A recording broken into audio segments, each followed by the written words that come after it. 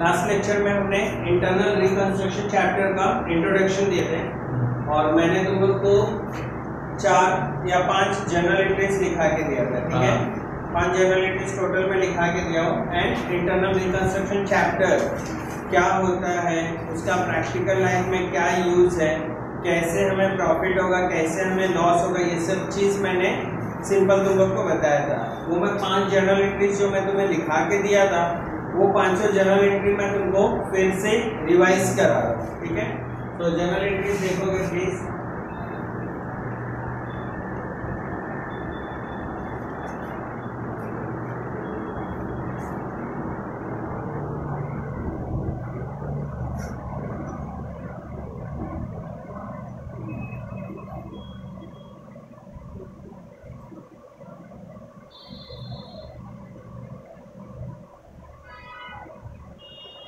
Serial number, particular,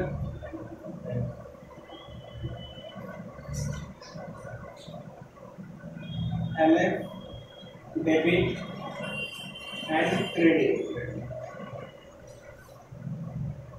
general entry for internal reconstruction.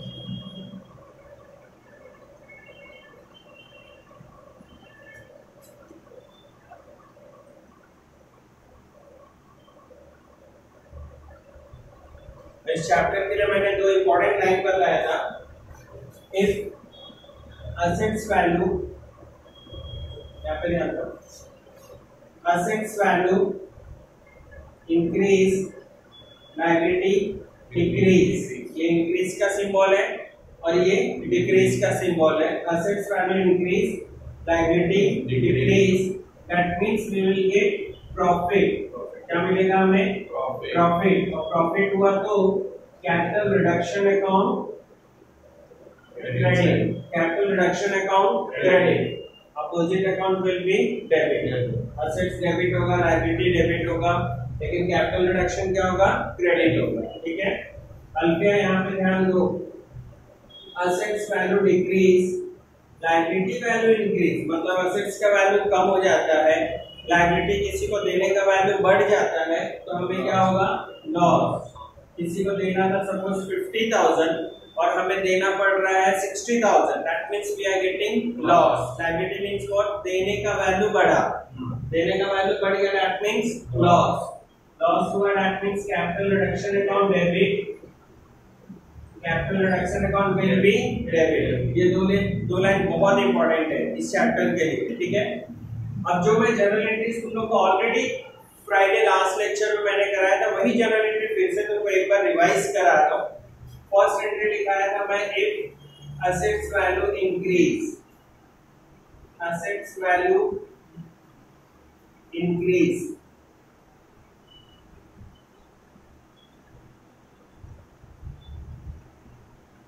ठीक है। Assets का वैल्यू अगर इंक्रीज होता है तो तुम्हारा क्या होगा? असेट्स वैल्यू इंक्रीज होना, दैट मींस कैपिटल क्या हमारे लिए? प्रॉफिट। प्रॉफिट है तो कैपिटल रिडक्शन क्या होगा? क्रेडिट। तो असेट्स क्या होगा? डेबिट। तो एंट्री क्या बना? Assets account debit to capital reduction account. Entry क्या बना? Assets account debit, assets account debit to capital reduction account, capital reduction account, ठीक है। Assets account debit to capital reduction account. Second, if assets value decrease, अगर assets का value decrease होता है तो तुम्हारा एंट्री क्या होगा? असेट्स का वैल्यू डिक्रीज होना, that means we are getting loss. Loss हुआ, that means capital reduction account debit. Capital reduction debit हुआ तो असेट्स क्या होगा? क्रेडिट होगा। एंट्री क्या होगा? Very good. Capital reduction account debit to assets account. Alfiya ध्यान दे, मैं असेट्स की बात कर रहा हूँ, तुम लायबिलिटी की बात कर रहे हो। So entry will become capital reduction account debit, capital reduction account debit, because we are getting loss. Loss कैसे मालूम पड़ा? assets value decrease, assets value decrease that means हमारा प्रॉपर्टी का वैल्यू डिक्रीज हो रहा है। किसी भी प्रॉपर्टी का वैल्यू अगर डिक्रीज हो रहा है that means we are getting loss, हमें क्या हो रहा है यहाँ पे लॉस हो रहा है। so capital reduction account debit to assets account, जिस एसेट से रिलेटेड एंट्री होगा उस एसेट्स का नाम लिखना रहता है हमें, ठीक है। अगर प्लांट एंड मशीनरी होगा तो प्लांट एंड मशीनरी, बिल्डिंग होगा तो बिल्डिंग, फर्नीचर होगा तो फर्नीचर, डेटर्स होगा तो डेटर्स, स्टॉक होगा तो स्टॉक, ठीक है। जो भी एसेट्स होगा उस एसेट्स का पर्टिकुलर हमें नाम लिखना रहेगा। थर्ड एंट्री मैंने कराया था if liabilities value increase,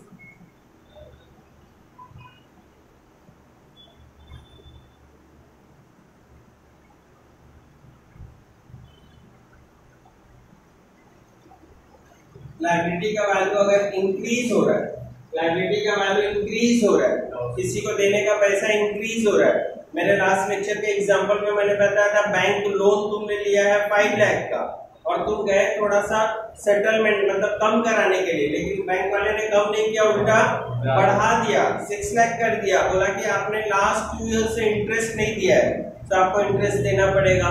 that means liability का वैल्यू बढ़ गया, लायबिलिटी वैल्यू बढ़ा, that means we are getting loss, loss हुआ, that means capital reduction account will be debit, so liability account will be credit, so entry will become capital reduction account debit to liabilities account, capital reduction account debit to liabilities account।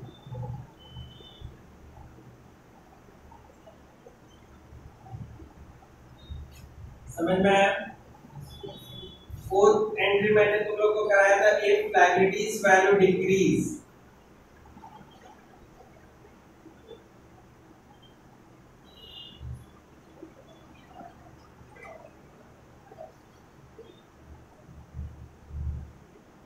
Liability का value अगर decrease होता है that means हमें क्या होगा वहां पे profit होगा। लायबिलिटी वैल्यू डिक्रीज हो रहा है दैट मींस क्या होगा हमें प्रॉफिट, प्रॉफिट है, so capital reduction account will be credit, so liability account will be debit, so entry will become liability account debit to capital reduction account. Very good.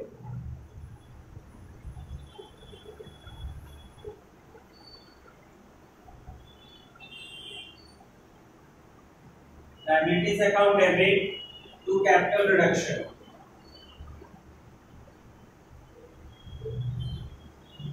इसके बाद मैं लास्ट एंट्री तुम लोग को उस दिन सिखाया था अदर एक्सपेंस, मतलब कुछ ये सब जो हम लोग कर रहे हैं इंटरनल रिकंस्ट्रक्शन जो हम लोग सेटिंग कर रहे हैं, इसमें क्या हो रहा है कि कुछ हम लोग को एक्स्ट्रा एक्सपेंस भी लगता है।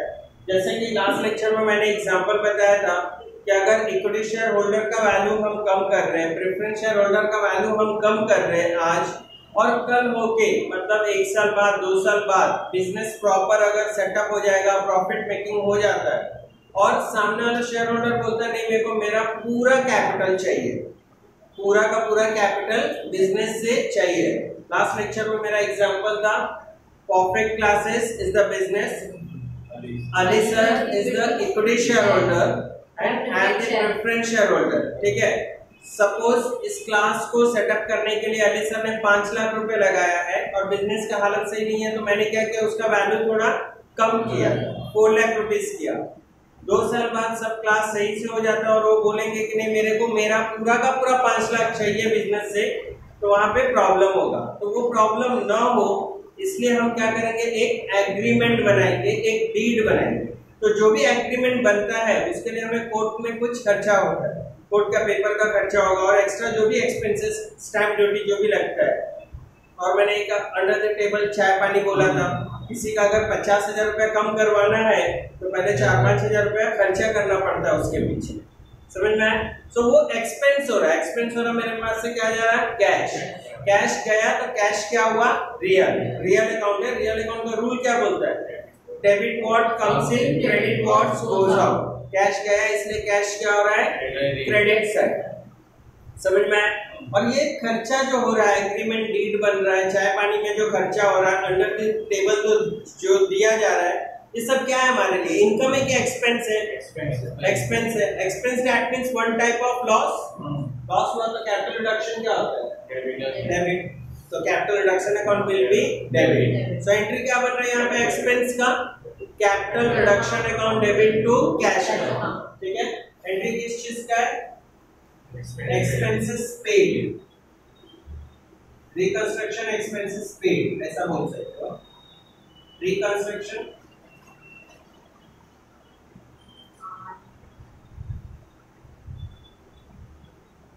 Reconstruction expenses paid.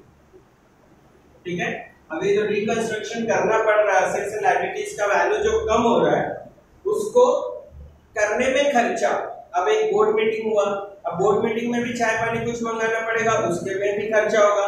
तो ये तो एक्स्ट्रा हुआ ना, बिजनेस बंद है, लॉस मेकिंग कंपनी है, अब वो पैसा कहां से आएगा? तो उसके लिए खर्चा है, डेट से जा रहा है, लेकिन एक्सपेंस किसका है? बिजनेस का। ठीक है, इसलिए हम लॉस करेंगे, इसलिए हम कैपिटल रिडक्शन डेबिट करेंगे। Capital reduction account debit to cash account. ठीक है, उसके बाद ये 6 एंड 7 बहुत इंपॉर्टेंट एडजस्टमेंट है, ये ध्यान देना। ठीक है, अब प्लीज ये ध्यान देना। उस दिन ज्यादा हो गया था और लास्ट में मैं नहीं चाहता था कि इंपॉर्टेंट चीजें लास्ट में मैं माइंड खाली हो जाए उसके बाद कर रहा हूँ, इसलिए मैं आज करा रहा हूँ। ठीक है, सो 6 क्या है? Unrecorded liabilities paid. Unrecorded liabilities paid.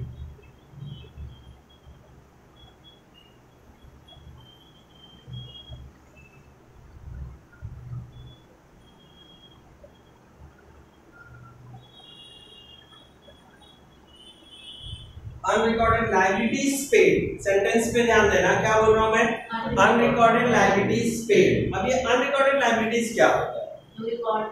मतलब कल मैंने एक बिजनेस का बैलेंस शीट बताया था, लायबिलिटी साइड पे equity share capital, preference share capital, reserve, bank loan, creditors, bills payable, outstanding expense, ये सब है।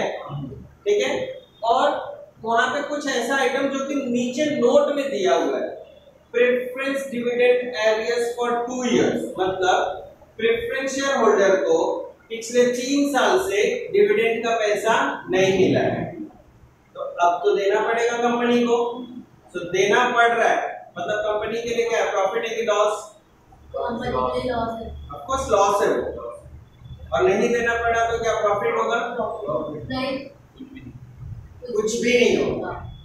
देखो, एक होता है अली सर जैसे क्लास चला रहा है, ठीक है, Ali sir is the holder of this company and I am the preference share holder of this company. ठीक है, अब उन्होंने लायबिलिटी साइड में अगर लिख के रखा है कि हाँ इश्तियाक सर का प्रेफरेंस शेयर होल्डर्स का डिविडेंड का पेमेंट करना बाकी है, लिखा है, मतलब बैलेंस शीट लायबिलिटी में वो देना उनका फर्ज है, लेकिन लिख के नहीं रखा है, ओरली है, अगर नहीं दिए तो उनको कोई प्रॉफिट नहीं होगा। रिकॉर्डेड लायबिलिटी अगर हम नहीं देते हैं तो प्रॉफिट है, रिकॉर्डेड लायबिलिटी अगर हम नहीं दिए तो प्रॉफिट है, लेकिन अनरिकॉर्डेड लायबिलिटी अगर नहीं दिए तो प्रॉफिट नहीं है। ठीक है, नो प्रॉफिट नो लॉस। लेकिन अगर पे करना पड़ रहा है तो लॉस है, पे करना पड़ रहा है तो लॉस है। ठीक है, सपोज ये परफेक्ट क्लासेस के पॉइंट से ही मैं लास्ट लेक्चर से बता रहा हूँ, इस पॉइंट से देख लो। सपोज परफेक्ट क्लासेस एक बिजनेस है पूरा, और कोई एक टीचर 4 साल पहले की टीचर आती है और सर को बोलती है सर मैंने आपके पास पढ़ाया था, 4 लेक्चर का पैसा देना बाकी है। कितना 4 लेक्चर का? सपोज 1500 है, कितना? 1500 को सामने से डिमांड करती है, 1500 रुपीज मेरा बैलेंस है और बिजनेस के रिकॉर्ड में नहीं है, अली सर के पास कोई रिकॉर्ड नहीं है, लेकिन अब अली सर भोले वाले से हैं। ठीक है, उन्होंने क्या बोला, जिद करके वो 1000 रुपया लेके गए और सेटलमेंट कर लिया। जिद करके कितना लेके गई? 1000 रुपया उसने लिया और सेटलमेंट किया। तो ये 1000 रुपया प्रॉफिट है कि लॉस है? Business point of view loss, 100% loss है, बराबर लॉस है। तो कैपिटल रिडक्शन अकाउंट डेबिट, और जेब से क्या गया? पैसा, I mean cash. Capital reduction account debit to cash. 500 रुपए नहीं देना पड़ा, प्रॉफिट है, तो ये प्रॉफिट हुआ नहीं। जो दिया वो मेहरबानी समझ, लिखा पढ़ी कुछ नहीं है, जो दिया वो मेहरबानी है, वो लॉस के मोड में दे रहे हैं। इसका कोई प्रूफ था क्या? देना बाकी था क्या? बाकी भी था, म्यूचुअली अंडरस्टैंडिंग में बाकी था। रिकॉर्डेड नहीं है ना, रिकॉर्डेड नहीं है, बिजनेस में कुछ नहीं है। रिकॉर्ड है तो ही बिजनेस है, नहीं तो नहीं। समझ में? अगर बाकी है, रिकॉर्ड है, तो तुम दे रहे हो तो ये जनरल रीजन है, हाँ दिया, उसने माफ कर दिया। अब रिकॉर्डेड में अगर 1000, 1500 है, 500 तो उसने माफ किया, तो ये प्रॉफिट है। लेकिन अगर रिकॉर्डेड ही नहीं है और सामने से माफ कर रहा है, बोलता है ठीक है सर आप मुझे ना 1000 दे दीजिए, 500 रुपया मैं माफ कर दूं। वो क्या माफ करेगी? मैं तो पहले ही से उसको धक्काल दिया हूं, मैं कुछ भी नहीं दूंगा। समझ में आ रहा है? कुछ भी नहीं दूंगा बोल दिया, फिर भी 1000 रुपया देना पड़ा, तो ये लॉस है, लेकिन 500 का प्रॉफिट नहीं है। क्लियर है? That is unrecorded liability. क्या हुआ ये? Unrecorded liability. तो अगर अनरिकॉर्डेड लायबिलिटी पे करना पड़ रहा है, that means we are getting loss. Unrecorded liability, unrecorded मतलब समझ में? बैलेंस शीट कल मैंने बताया था, लायबिलिटी साइड में नहीं है और नोट्स टू अकाउंट में दिया हुआ है, नीचे एडजस्टमेंट में दिया हुआ है कि some preference shareholders dividend arrears, something rent outstanding, ऐसा एडजस्टमेंट में दिया हुआ है। और बोला है फिर से कि उसको पे करो, पे करने बोला, दैट मींस लॉस। और बोल रहा है कि ठीक है फॉरगो करता है, जैसे ये फॉरगो कर लिया, फॉरगो, रेमिशन, ऐसा वर्ड देगा, रेमिशन करके, REMISSON, ठीक है, ऐसा करके बोला, दैट मींस वो क्या होगा? इग्नोर करोगे, ठीक है, तो वो प्रॉफिट नहीं होगा। अनरिकॉर्डेड लायबिलिटी अगर कोई फॉरगो करता है, माफ करता है, तो वो प्रॉफिट नहीं होगा। समझ में आ गया? सो अनरिकॉर्डेड लायबिलिटी अगर हम पे कर रहे हैं, that means we are getting loss. Loss है capital reduction account debit to cash. अगर हम कैश मोड में पेमेंट कर रहे हैं तो कैश, अगर सपोज कैश नहीं दे रहे और उसको हम अपनी कंपनी का शेयर्स दे रहे, क्या दे रहे हैं? शेयर्स। तो टू शेयर्स आ सकता है। सपोज हम कंपनी का डिबेंचर्स दे रहे हैं, तो टू डिबेंचर्स आ सकता है। कुछ भी बोल सकते हैं, बोलेंगे कि ठीक है चलो तुम्हारा जो भी डिविडेंड का पैसा है, मोस्टली करके डिविडेंड आता है अनरिकॉर्ड, ठीक है। डिविडेंड मतलब कौन? मैं, प्रेफरेंस शेयर होल्डर को डिविडेंड मिलता है और सर ने मुझे पिछले 3 साल से प्रॉफिट का डिविडेंड नहीं किया है और उसके लिए मैंने डिमांड किया था। समझ में आ रहा है? वो मैं डिमांड किया, अब डिमांड किया तो उनको देना पड़ रहा है, जो मेरे लिए क्या होगा? प्रॉफिट है, but company point of view क्या है? लॉस। और हमें हमेशा कंपनी पॉइंट ऑफ व्यू सोचना है, बिजनेस पॉइंट ऑफ व्यू, तो ये लॉस। और उसी के साथ में ये अनरिकॉर्डेड लायबिलिटी फॉरगो, फॉरगो किया, माफ किया, ऐसा करके वर्ड आया, दैट मींस नो एंट्री, उसका कुछ एंट्री नहीं करना। जो पे कर रहे हैं सिर्फ उसका एंट्री होगा, जो फॉरगो कर रहे हैं उसका एंट्री नहीं होगा।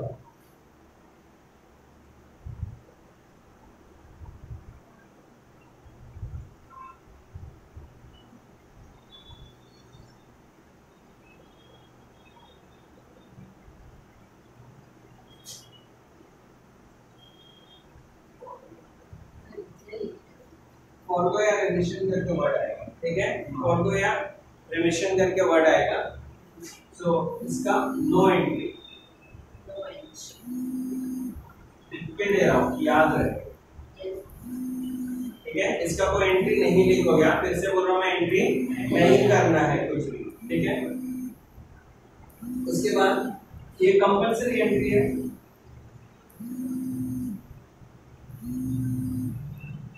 कंपलसरी एंट्री थोड़ा सा आज मुझे समझाने में प्रॉब्लम होगा, कल का नोट्स है फ्राइडे।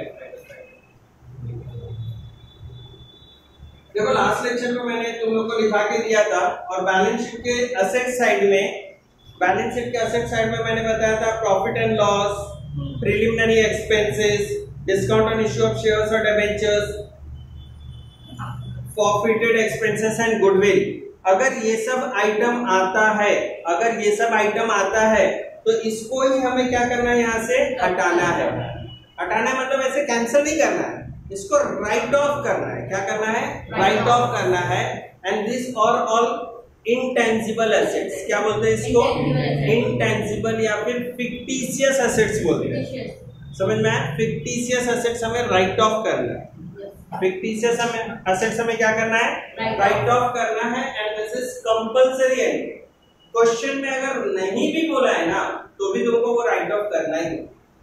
क्वेश्चन में अगर नहीं बोला है तो भी हमें वो राइट ऑफ कंपल्सरी करना है। ठीक है? कुछ क्वेश्चन में बोलता है, कुछ क्वेश्चन में नहीं बोलेगा, लेकिन तुमको ये राइट ऑफ करना ही है। ठीक है? So fictitious assets account debit, sorry, fictitious assets written off.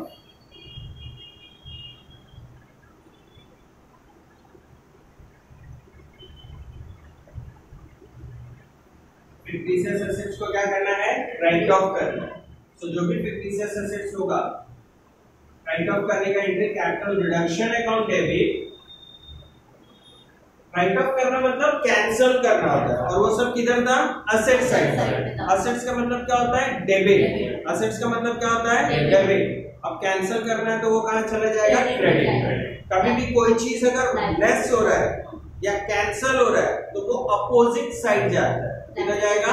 Opposite side जाता है। तो कोई और एग्जांपल दे रहा हूं, थोड़ा यहाँ देखो। जैसे ये if assets value decrease, decrease हो रहा मतलब कम हो रहा है। असेट्स किधर है? Asset side. असेट्स मींस क्या बताया मैंने? डेबिट। देखो कम हो रहा तो किधर आया? क्रेडिट। ये अकाउंटिंग रूल का मतलब किसी भी चैप्टर में तुम ये रूल लगाओ। दो रूल है यहाँ पे, देखो मैं बता रहा हूँ। इंक्रीज, ठीक है, इंक्रीज हुआ तो सेम साइड, सेम साइड होता है, चाहे वो असेट्स का होने दो या लायबिलिटी का होने दो। ठीक है? और डिक्रीज हुआ, डिक्रीज और कैंसल अपोजिट साइड।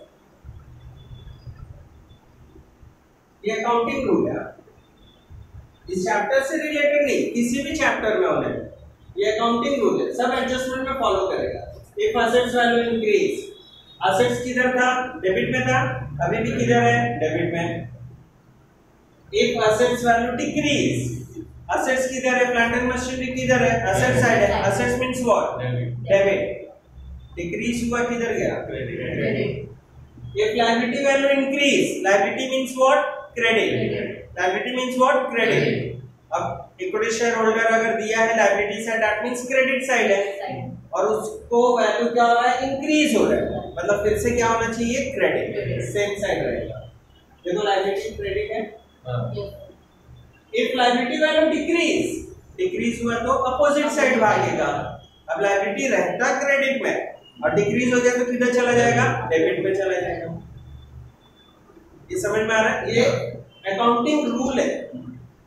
अब जैसे ये मैं इंटेंजिबल एसेट्स बताया, फिक्टिशियस एसेट्स जो मैं बोल रहा हूँ ये किधर रहता है? Asset side. Assets means what? Debit side. Right of करना है, right of means what? Cancel करना है। कैंसिल करना है तो किधर जाएगा? Credit side. मतलब ये सब क्यों मैं रूल्स क्यों बता रहा हूँ कि अगर तुमको जर्नल एंट्रीज याद नहीं है तो ये कुछ लॉजिक्स है जिसकी वजह से तुम याद रख सकते हो। एक भी जर्नल एंट्री याद करने की जरूरत नहीं है अगर तुमको अकाउंटिंग रूल प्रॉपर पता है। ये इस चैप्टर का रूल पता है, समझ में? अब राइट ऑफ करना है तो असेट, इंटेंजिबल एसेट्स को सर ने बोला है राइट ऑफ करना है। इंटेंजिबल एसेट्स किधर है? Asset side. असेट्स मतलब क्या? डेबिट। राइट ऑफ मतलब कैंसिल। कैंसिल मतलब होता है अपोजिट साइड भेज दो, क्रेडिट में जाएगा। किससे राइट ऑफ करेंगे? कैपिटल रिडक्शन से राइट ऑफ करेंगे, क्योंकि मैंने कैपिटल रिडक्शन सबसे यहाँ पे पैसा लेके मैंने जमा करके रखा है, उसी को यूज करके मैं उसको राइट ऑफ करता हूँ। समझ में? उसी को यूज करके मैं क्या कर रहा हूँ? राइट ऑफ कर रहा हूँ। टू जो भी फिक्टिशियस एसेट्स और इंटेंजिबल होगा वो, ठीक है, और fictitious and intangible assets.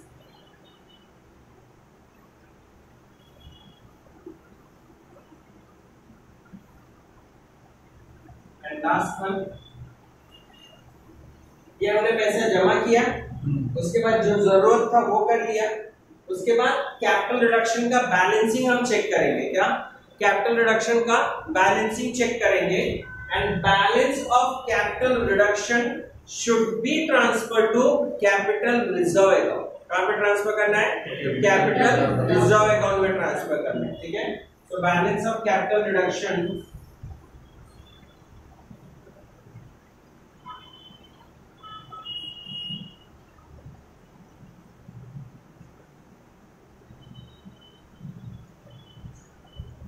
Capital reserve.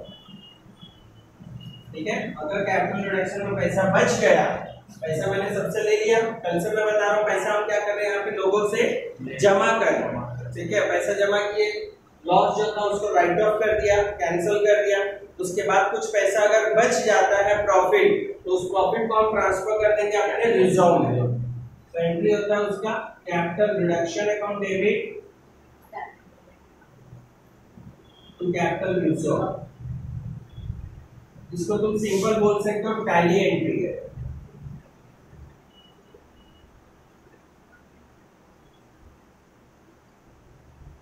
ठीक है, सीआर टैली एंट्री है, कैपिटल रिडक्शन का टैली एंट्री है।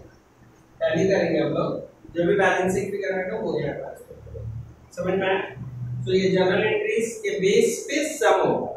ऐसा नहीं है एक भी जनरल एंट्री, यहाँ से एक भी single journal entry same to same उठ के नहीं जाएगा, इसको छोड़ के। ये एक ऐसा जनरल एंट्री है जो कि सेम टू सेम वैसे जाएगा। मतलब रिकंस्ट्रक्शन एक्सपेंसेस अगर आया, capital reduction account debit to cash भी लिखना है, लेकिन बाकी सब एडजस्टमेंट जो भी एंट्रीज लिखाया हो सब जगह उसका नाम लिखना है। अब असेट्स है, तो असेट्स किस एसेट्स के बेस पे एंट्री दिया है उसका नाम लिखना है। यहाँ पे भी उसका नाम लिखना है, लायबिलिटी का नाम लिखना है, यहाँ पे भी नाम लिखना है। ये डायरेक्ट एंट्री होगा। यहाँ पे भी तुमको नाम लिखना है, कितना पैसा दे रहा है, या शेयर्स दे रहा है या डिबेंचर्स दे रहा है, क्वेश्चन पे बेस है। यहाँ पे नो एंट्री, कुछ करना ही नहीं है। यहाँ पे भी देखो और फिक्टिशियस एसेट्स लिखा हो, तो क्वेश्चन में जो भी एसेट साइड में इंटेंजिबल या फिक्टिशियस एसेट्स दिया होगा उसको कंपलसरी राइट ऑफ करना है। कंपलसरी राइट ऑफ करना है, क्वेश्चन में नहीं बोलेगा तो भी राइट ऑफ करना है। बार बार मैं ये पॉइंट को बता रहा हूँ, ध्यान देना। 80% क्वेश्चन में नहीं बोलता है कि राइट ऑफ करो, समझ में? वी हैव टू, हमें वो करना ही है। कैपिटल रिजर्व बैलेंसिंग, ठीक है, बैलेंसिंग। तो कॉपी करो जरा इसको पहले।